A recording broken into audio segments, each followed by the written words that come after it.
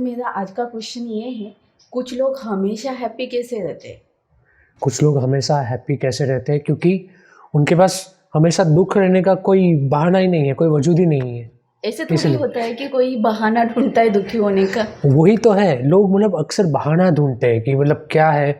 जैसे कि किया है, हैप्पीनेस को कंडीशन अप्लाई कर दिया है लोगों ने कि मैं अगर मेरे साथ ऐसा हुआ, कहीं एग्ज़ाम में पास हो गया या इंडिया पाकिस्तान की मैच हम जीत गए इंडिया, तो ही मैं खुश हो जाऊंगा, तो ही हम पार्टी करेंगे, तो ही ऐसा होगा वैसा होगा। तो वो क्या एक कंडीशन अप्लाई हो गया। यहाँ पे खुशी मोमेंट्री हो गई है क्योंकि आपने जो कंडीशन दिया है कि ऐसा होगा तो ही हम खुश रहेंगे, तो वो ऐसा जो जो भी है कंडीशन, वो तो मोमेंट है ना एक। मतलब आज कोई मैच जीता है या आपने कुछ एग्ज़ाम में पास हो गए हो या आज कोई फ्रेंड आने वाला है, वो मोमेंट्री है, आज के दिन आया है वो, या फिर 1-2 घंटे के लिए कुछ हुआ है। तो कुछ कुछ घंटे के लिए या फिर कुछ दिन के लिए आपका खुशी रहेगा। क्यों? क्योंकि वो एक उसका एक खुश रहने का एक कंडीशन आपने रखा है, एक कंडीशन अप्लाइड ऑफर है आपका। तो इसलिए लोग खुश रह नहीं पाते।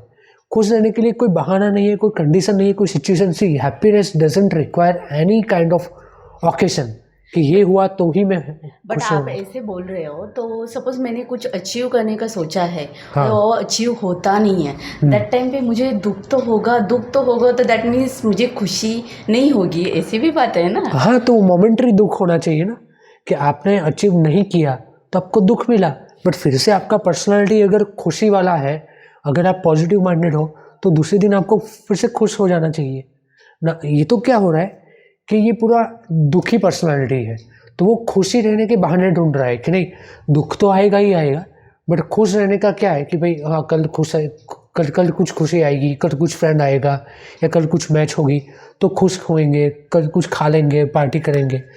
तो इसमें जो पल्ला भारी है वो दुख होने का पल्ला भारी है, और जो खुशी है वो ऑकेशनली है।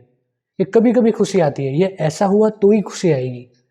और इसी वजह से लोग का क्या है, दो रास्ता है आपकी लाइफ में, एक तो हैप्पीनेस का और एक अनहैप्पीनेस का। जो भी अनहैप्पी लोग हैं उसको मतलब वो हमेशा कभी भी आपके फ्रेंड सर्कल में या ग्रुप में कहीं पर भी एक आध दो ऐसा इंसान मिलेगा ही मिलेगा कि जिसके आने से आपको नेगेटिव फील होगा कि अरे यार ये आएगा आज फिर से कुछ रोएगा, कुछ कंप्लेन करेगा। यू सी मतलब always complaining, always negative minded people, मतलब न्यूज़ पढ़ते रहते हैं। न्यूज़ में हमेशा 90% ऑफ न्यूज़ नेगेटिव आती है कि कोरोना से इतने गए या इससे ऐसा हुआ, यहाँ पे कुछ बम ब्लास्ट हुआ। 90% ऑफ न्यूज़ नेगेटिव आती है। तो सबसे पहले न्यूज़ देखना बंद कर कीजिए। अगर कोई अच्छा न्यूज़ है आपका काम का, जिससे आपका कुछ भला होने वाला है, तो ठीक है। बट ये जीत रहा है, वो हार रहा है, ये पॉलिटिक्स, उसका ये हुआ, यहाँ पे ये एक्सीडेंट हुआ, आपके साथ कुछ भी नहीं हुआ है, आप खुश रहिए। जो जिनके साथ हुआ है उनको छोड़ दो, अपने हाल पे छोड़ दीजिए। बट उनसे जो भी न्यूज़पेपर में पढ़ा है या आसपास में जो भी हो रहा है, सब चीज़ से एकदम सेंसिटिव मत हो जाइए। बट इससे तो मीन्स ऐसे हो जाएगा ना, हमें एक दूसरे के लिए कुछ भी फीलिंग नहीं है, ऐसे हो जाएगा ना। कोई दूसरा इंसान है, उसको तकलीफ होती है तो थोड़ा मैं टीवी की और वो सब की बात कर रहा हूँ यहाँ पे। मैं ऐसा नहीं बोल रहा हूँ कि आपके फैमिली में आपके फादर मदर या ब्रदर सिस्टर उससे के साथ हुआ और आप स्माइल दे रहे हो बड़ी सी, कुछ नेगेटिव हुआ और आप हंस रहे हो, पार्टी बना रहे हो, वो नहीं बोल रहा हूँ। आप अगर वो सामने वाला आदमी कोई दुखी है तो उसको उसमें से बाहर लाने के लिए ट्राई कर सकते हो, हाँ। ना कि खुद खुशियाँ मनाओ ऐसा।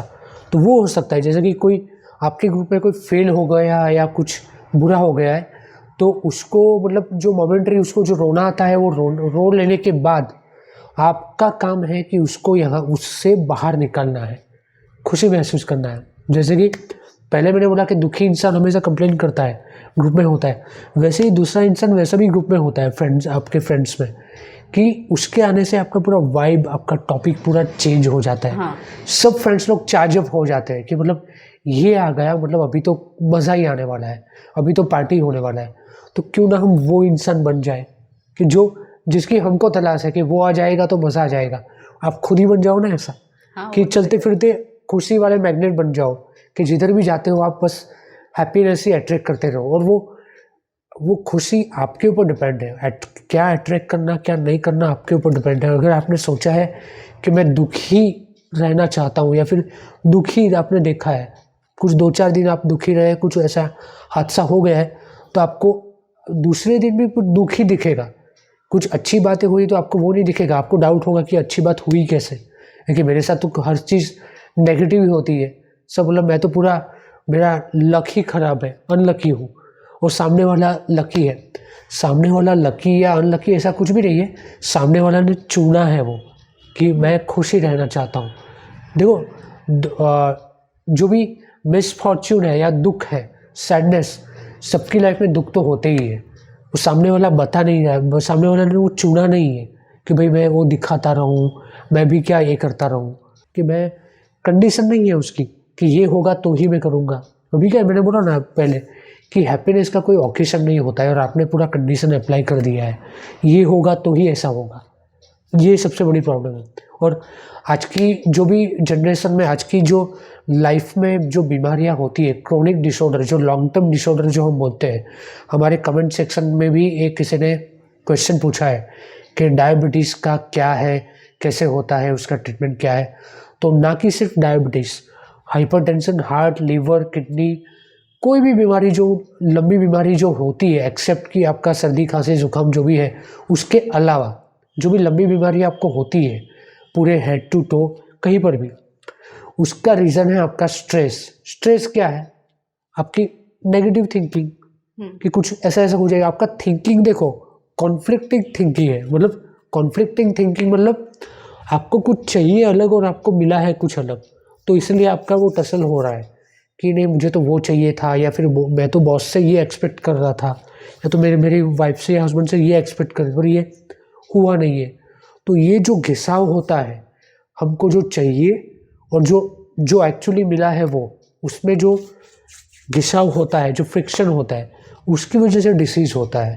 तो हमारा जो मतलब ऐसा नहीं है कि भाई हमें हमेशा खुश रहना है, मतलब कभी भी खुश रहना है। दुखी कभी कभी हो सकते हैं, पर उसका एक लिमिट होता है।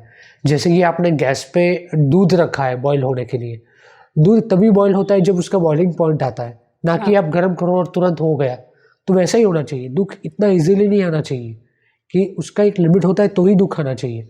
और आपका क्या है, वो नेगेटिव पॉइंट्स बढ़ते जाएंगे, आपकी सोच बढ़ती जाएगी, नेगेटिव इमोशंस वो सब, तो आपका एक बॉइलिंग पॉइंट आएगा, उसके बाहर भी आप दुखी होते ही रहोगे, उसके बाहर भी।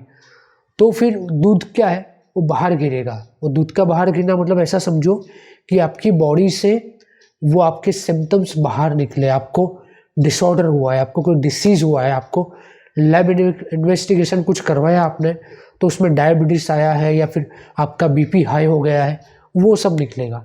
क्यों? क्योंकि आपने एक लिमिट से ज़्यादा कुछ नेगेटिव सोच लिया है, कुछ दुखी ज़्यादा ही रह गए हो। तो उसके लिए कुछ ऐसा बार बार टैबलेट्स या ट्रीटमेंट, ये ट्रीटमेंट, वो ट्रीटमेंट, ये खाऊं वो खाऊं, उसके ऊपर इतना फोकस करने की ज़रूरत नहीं है। लिमिट है उसका, करना है, पर इतना भी नहीं है कि बस ये सिर्फ दवाई पे ही आपकी ज़िंदगी गुजर जाए। जब भी कोई बीमारी होती है तो हमको वो सोचना चाहिए कि मेरा थिंकिंग ऐसा तो क्या है कि जिसकी वजह से ये बीमारी हुई है।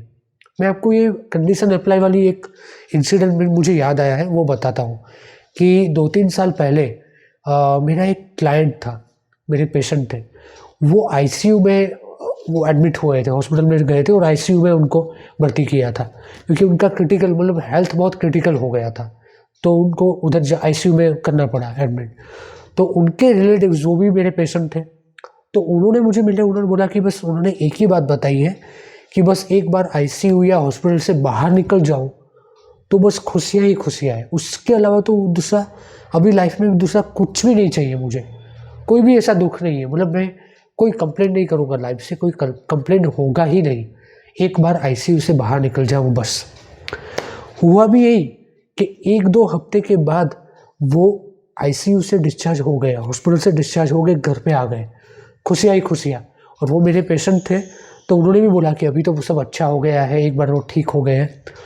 1 साल बाद की बात है, जो आईसीयू में जिसको एडमिट किया गया हुआ था, जो क्रिटिकल थे, वो मेरे पेशेंट अभी फिर से आए और सेम कंप्लेन लेके आए। उनकी पेट की बीमारी थी क्रिटिकल, सेम कंप्लेन लेके आए। मैंने 1-2 घंटे तक उनका केस लिया, काउंसलिंग करने के लिए भी मुझे रीज़न चाहिए कि क्या कौन सा उनका स्ट्रेस पॉइंट है उसके ऊपर करूँ मैं।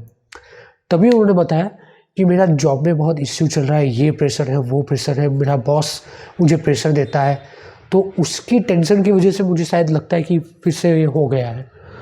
मैंने उनको बस ये रिमाइंड करवाया कि आपका बॉस, आपका जॉब या जो भी आपका वर्क है, उसकी अहमियत, उसका इम्पोर्टेंट आपकी बॉडी, आपकी जो हेल्थ, उससे भी कई गुना ज़्यादा है क्या?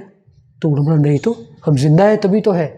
तो मैंने वही बोला कि आप आईसीयू में थे 1 साल पहले, तभी आपने क्या बोला था? बस मैं ज़िंदा हो जाऊँ, ज़िंदा इधर से निकल जाऊँ, वो ही काफ़ी है। बट वो क्या है, मोमेंट्री खुशी थी। उन्होंने कंडीशन मान लिया था ना कि ऐसा होगा तो ही। एक्चुअली हम जिंदा हैं, वही काफ़ी है, वही काफ़ी है। तभी हमको खुशियाँ मनानी चाहिए, और मतलब एवरीडे खुशी मनानी चाहिए कि हम जिंदा है, कुछ पर्पज़ के लिए जिंदा है। बट वो भूल गए थे, वो बाहर निकले हॉस्पिटल से और फिर से अपनी रूटीन लाइफ में आ गए। बॉस के चक्कर में, जॉब के चक्कर में वो प्रेशर उन्होंने ले लिया और फिर से उनको बीमारी हो गई। तो हमको वही सोचना है कि हम अगर डेथ बेड पे है, लाइफ लास्ट मोमेंट पे, और तभी अगर हम जिंदा बच जाए, तो उससे ज़्यादा खुशी कोई हो सकती है क्या?